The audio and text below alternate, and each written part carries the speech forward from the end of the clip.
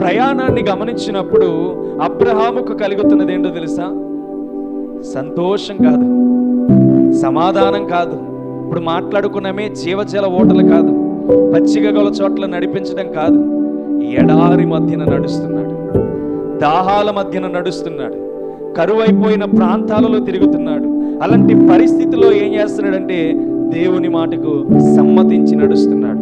ఇక్కడ మనం 2 ప్రయాణాలు చూస్తున్నాం. ఒకటి, అదే ప్రాంతం నుంచి ఇంకొక చోటికి వెళ్ళడం, మరలా అదే ప్రాంతమునకు వచ్చినప్పుడు మరలా ప్రార్థన చేయడం. అంటే ఈ ప్రయాణం వెనకాల దాగి ఉన్నది ఏంటో తెలుసా? మొట్టమొదట ప్రార్థన చేసినప్పుడు అతని ప్రయాణం సాగాలని ప్రార్థన చేశాడు. అతడి ప్రయాణం ఎలా ఉండబోతుందో అతనికి తెలియదు. అతడి ప్రార్థన చేశాడని 2 పాయింట్లు అక్కడ చూపిస్తున్నాడు. ఎక్కడ చూపిస్తున్నాడు? 8వ వచనం 9వ వచనం ఎలా అయితే చూపిస్తున్నాడు, 3వ వచనం 4వ వచనం కూడా ఆ 2 విధాలుగా 2 యాజిటీస్ గా చూపిస్తున్నాడు. అయితే రెండింటికి తేడా ఉంది. ఏమి తేడా ఉందో తెలుసా? అతడు మొదట వెళ్ళినప్పుడు అతడి దగ్గర ఏమీ లేదు.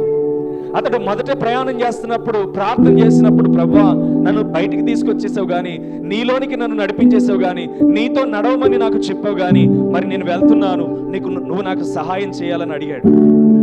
నేను పరిస్థితులు బాలేని పరిస్థితుల్లో వెళ్తున్నానేమో, కష్టాల గుండా వెళ్తున్నానేమో, సమస్యల గుండా వెళ్తానేమో, ఇది నాకు తెలియదు ప్రభువా, నా పరిస్థితులను నువ్వేం చేయాలంటే నీకు అప్పగించుకొని నా ప్రయాణం కొనసాగిస్తున్నాను అన్నాడు.